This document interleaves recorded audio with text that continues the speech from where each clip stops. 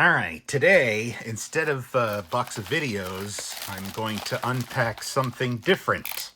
And that different thing is a book. But which book? That's where the excitement is.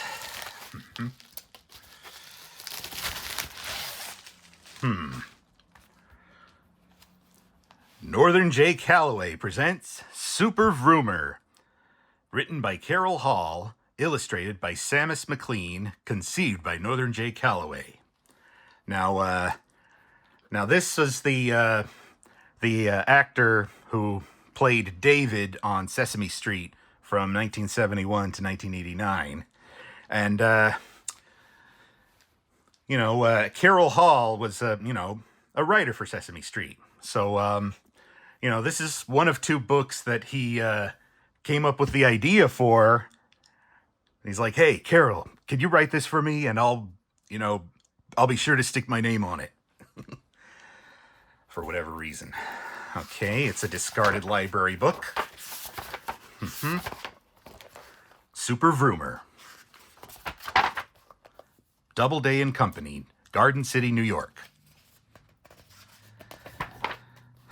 Ooh, a picture. Hi, I'm Northern J. Calloway. Some of you might know me as David from Sesame Street, and I'd like to tell you a little about the story you're going to read. First of all, it's a true one. It happened to me and my friends a while ago when I was your age, and I remember it really well. That's because I'm still using the lessons I learned then. We were filled with the excitement that comes from working together on something really important to us. We had read about a car race and we were going to enter.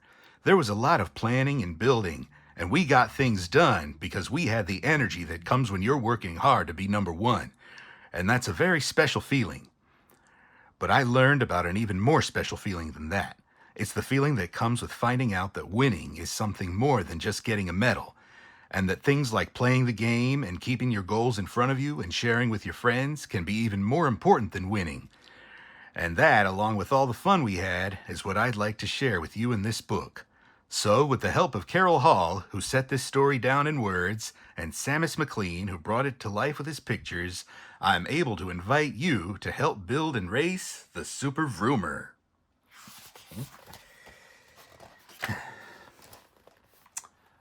I could feel it in my bones. We were gonna win. Tommy said so too. Jesse, he says, I can feel it in my bones. I can taste it in my mouth. I got a shiver down my spine that tells me we're gonna win this race. This car is a Super Vroomer. We're gonna be the champion racing car builders and drivers in the world. Hogwash, says Sarah Jane. Bones, mouth, spine. You sound like you in a TV commercial for aspirin. You ain't. You in a race. Anyhow, it ain't in your bones. It's in your wheels. Give me the hammer. I hand her the hammer. Nobody'd get nothing done around here if I wasn't watching careful. Sarah Jane, says Tommy, don't hogwash me no hogwash. It's in my bones 'cause it's in my mind. Don't you know the brain has powers science ain't even found out about yet? Powers, like X-rays with super vitamins stuck on 'em. If somebody know they gonna win, and if somebody believes strong enough, the invisible X-ray vibrations from the brain jump out, make a big cloud of energy, and help it happen. This Super Vroomer gonna win. You still with me, Sarah Jane? Pass the wrench, says Sarah Jane. She don't impress too easy. Tommy read about the race in the newspaper. The rules were, you had to make your own car. So here was how we did it. First, we had to get an old wooden ironing board. Not plastic, not metal. It had to be wood. Tommy say wood so it soak up the energy vibrations and the car go faster. I say wood so we can put the nails in. Wooden ones is not easy to find, so that was my job. There was a special reason I was picked. Jessie, says Sarah Jane, it's mostly grandmas who got the old wooden kind of ironing boards. You got the grandma, you got the job. So I went to Grandma and got the wooden ironing board. Tommy went to the dump and got the super wheels. Sarah Jane went up and down the street and got the milk crates, the rope, the license plate, the tin cans, the wire, the pipe, the nails, the boards, and the cushions. You ask me, I say Sarah Jane got invisible energy vibrations all her own. Making the car took about 50,000 hours, but it was easy, 'cause we're experts. Yeah, they're vrooming all over the place. The race was being held 58 blocks from where we lived. They didn't allow super vroomers on the subway or the bus, so we walked. And everybody was looking at us 'cause our car was so fine. Look at 'em looking, says Tommy. They noticing the super wheels. They noticing how you waving and pointing at your own self, says Sarah Jane. When we got to 93rd Street, it was crowded. Didn't look like nobody but us had walked. Everybody was getting out of big cars, and everybody was pulling out their little cars. And some of their little cars looked awful big to me. Shiny, silver, long. And it seemed like everyone had super wheels.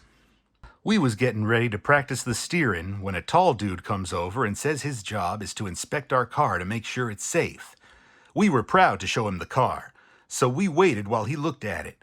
First he looked over it, then he looked under it. After that, he looked at us. I'm sorry, he says, but your car is not completely safe. It has no brakes. We can't let you race down that steep hill without some way of stopping. In addition to that, he says, you have no helmet. Don't worry, says Sarah Jane. Their heads is harder than any helmet you ever saw. Then I talked. We got brakes, I says. Where? asked the inspector. Here, I says. I pointed to my shoes. When we want to stop, we put out our feet and scrape. I'm sorry, but that doesn't qualify, says the inspector. And he did seem sorry. You know that feeling when you don't have tears in your eyes, but you got them somewhere in your chest? And a lot of mad is mixed up with a lot of sad? Well, that was us. We stood on the side and watched the race. Oh, that kid's got a night helmet. Somebody named Brad won, and he got a medal. After the race, he was holding his medal and having his picture taken by his mama. She had one of them cameras that does the picture while you there. Can't say Polaroid, I'm guessing.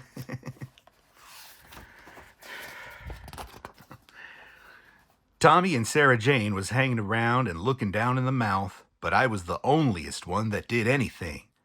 Hey, I says to Brad, want a race? I just did, says Brad. I know, I says, and you done pretty good considering. Considering what? Says Brad. Considering I wasn't in that race myself, I says. What? Says Brad. I got powers, I says, like X-rays with super vitamins stuck on 'em, with invisible energy vibrations. You're on, says Brad. Today's book is brought to you by the letters B, Z, and X, and the number 13. So we raced. And raced. And raced. Woo! Yay, I. Naturally, I won. Brad got out of his car and looked at me a long time. Do I have to give you my medal? He says. I don't want to. Then he looked at me some more. Your car's fastest, he says. Now it was my turn to look at him. I didn't come for no medal, I says. I just came to be the champion racing car builder and driver in the world. So we shook on it. Anyway, this Brad wasn't such a bad cat. His mama gave me the picture she took of me coming down the stretch in the lead. Brad didn't want it, I can tell you that. And he had his medal, so he was okay. So who won? Here's how I think. Sometimes winning is getting a medal, and sometimes it's just plain knowing you're the best one in the race. And they ain't always the same thing. Later, on the way home with the super Vroomer, Tommy says, it's hard to explain why, but when you was coming down the stretch today, Jesse, I knew we was winners. That ain't hogwash, said Sarah Jane. They both right. I could feel it in my bones.